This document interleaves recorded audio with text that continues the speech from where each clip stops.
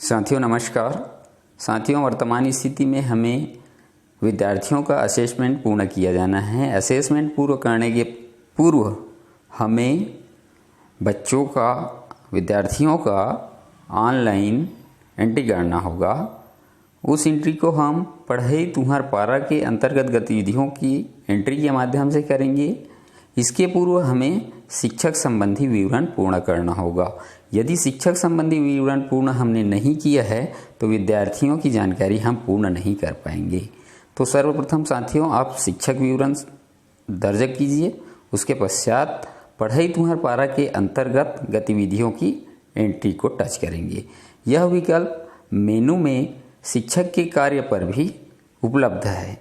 इस तरह से जैसे ही हम पढ़ई तुहर पारा के अंतर्गत गतिविधियों की एंट्री को टच करेंगे तो इस तरह से पेज दिखाई देता है, जिसमें हमने पूर्व में भी जानकारी भर दिए थे।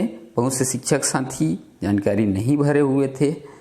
तो यहाँ पे हमें पढ़ई तुहर पारा के अंतर्गत प्रथम लाइन में लिखा हुआ होता है कितने गांव में पढ़ाने गए, संख्या प्रविष्ट करना है। यहाँ पे एक गांव में, दो गांव में, तीन गांव में, जितना भी गांव में आपने पढ़ाने गए हैं उसकी संख्या आपको यहाँ प्रविष्ट करना है। गांव का नाम जहाँ आप पढ़ाने जाते हैं तो गांव का नाम लिखेंगे। उसके नीचे में नीले कलर में विद्यार्थी का विवरण दर्ज कर दिया हुआ है।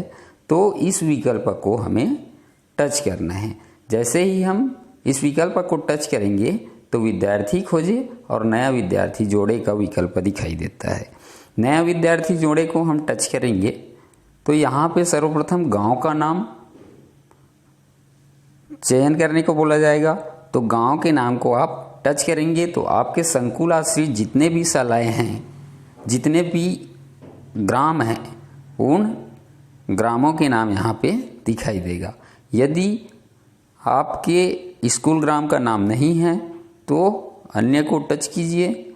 अन्य को टच करने के बाद यहाँ पे गांव का नाम आप लिख पाएंगे।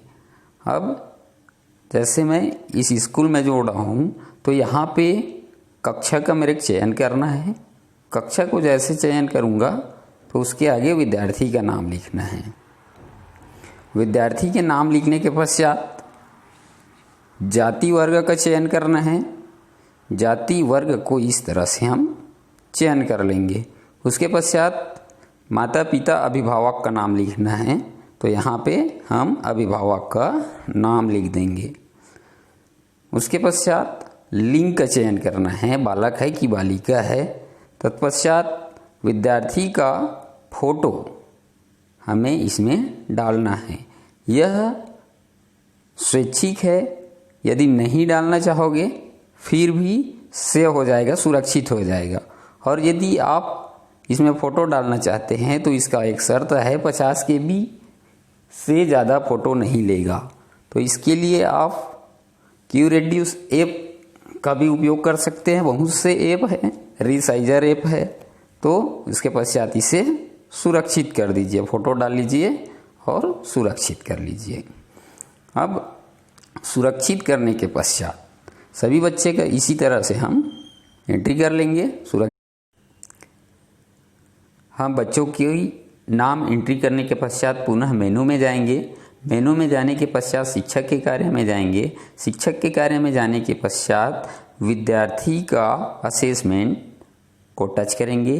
विद्यार्थी के असेसमेंट को टच करने के पश्चात यहाँ पे सभी कक्षाओं का, जितने भी आपने जिन जिन कक्षाओं के बच्चों का एंट्री किए हैं उनका नाम यहाँ पे दिखाई देने लग जाएगा। अब यहाँ से असेसमेंट देवे को टच करना है। असेसमेंट देवे को जैसे ही हम टच करेंगे विभिन्न कौशल इसमें आया हुआ है, उनका प्रश्न हुआ है कौशलों का। जैसे सुनकर समझकर बोलना, ये कौशल है, उसमें बच्चे की स्थिति क्या है। फिर पढ़कर समझना, इसमें बच्चे की स्थिति क्या है। तो इस तरह से हम सभी बच्चों का, सभी बिंदुओं को, सभी कौशलों को पढ़कर हम इसे सुरक्षित करेंगे। हम यहाँ पे जब सेव कर दिए तो ये सफलतापूर्वक मूल्यांकन किया गया। मैंने 2 कौशलों का अभी सेव किया है तो सिर्फ 2